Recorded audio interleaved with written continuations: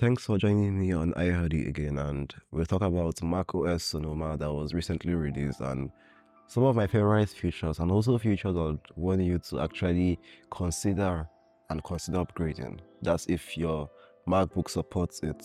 So let's get started. Subscribe to my channel if you haven't. So now, one of the first features that most of you will have heard of is the new live wallpapers. Yeah, that's like the shining star of macOS Sonoma.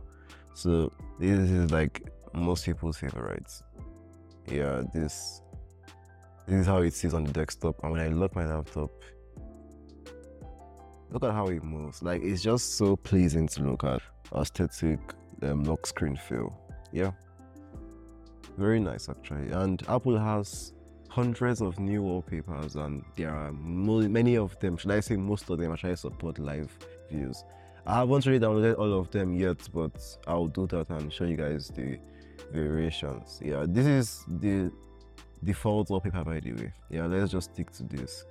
The next feature has to do with widgets. So still in the same settings, you can now color your widgets either monochrome or full color. Yeah, and speaking of widgets, you can now add widgets from your iPhone to your MacBook. Alright, so for example, this is a widget now. You can see it has the monochrome look when it's on its default state, and this helps it to not really be much of a distraction. Yeah, it only shows when it's on when it's on, like, Finder as a desktop, and I set my desktop to hide all my icons, which another feature that Windows had that Mac OS users needed for quite a while. The option to like hide all your items in your desktop. Let me show you. Full color or automatic. Yeah, automatic goes between monochrome and full color. Yep, so you can see you can either show stuff on your desktop or you don't, just like Windows. Although the setting is much harder to reach than Windows, but all the same. Another one has to do with the options you can now access in camera. Apple brought the whole continuity camera stuff in macOS 13 Ventura, and now it's even much better. So let me show you exactly how it works. All you have to do is, let's say we launch a kind of camera interface. Alright, yeah, my phone camera is currently on, as you can see. You can now adjust the settings. You can now bring in center stage that follows you as you move or tracks your movements. You can even add portrait effects with the depth effects. Yeah, you can like control how much depth. Also, you can add studio lights that lights up the person in front of the background. Yeah, and then you can also make reactions. So like, let's say I make a, how do I put it? Okay, let me just show myself for a moment. Yeah, I could make a reaction like this. Yeah, this brings balloons. Yeah, you can see. If you make a heart kind of movement with your hand, it brings out hearts instead. So that's actually quite interesting. That works also on FaceTime. Now another stuff is that you can finally add web apps to like the dock of your laptop. So this is, let's use Google as an instance here. So yeah, Google, Safari, file, add to dock, and that's it. Once we name it, yep, it's added to our dock. You can say Google right here. Yeah, very easy actually, and very useful. Not to mention on Safari, you can now lock private tabs, I think with your fingerprints or something like that. And you can add profiles just like Chrome. So now let's talk about the predictive text on the keyboard.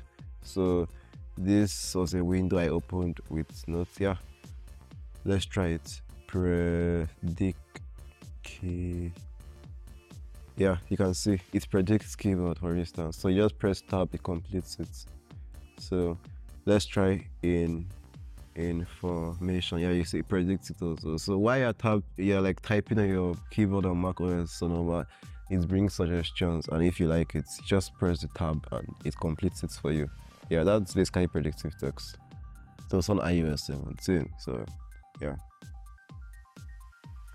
And also when you're typing, it now shows caps lock when it's on.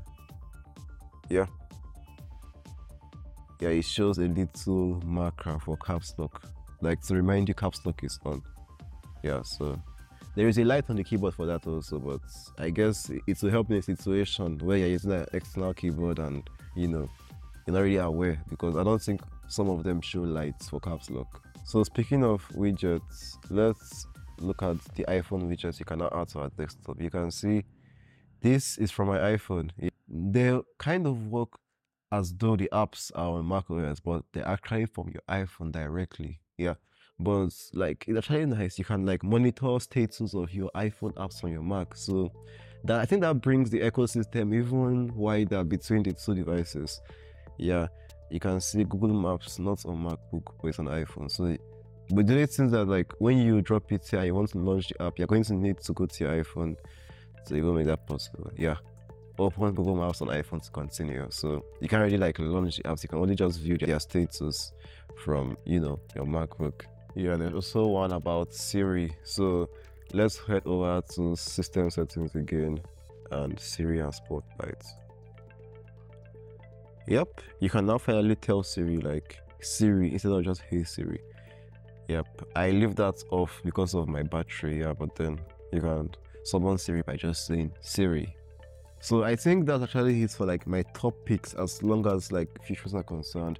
Yeah, when you talk about wallpaper, it's just crazy. There are many options to choose from, and I recommend you guys to upgrade to this OS. Yeah, it has a lot to offer. And thanks for watching the video. Also, subscribe to my channel and like for, you know, more tips and more updates from me. And I'll see you guys in the next one.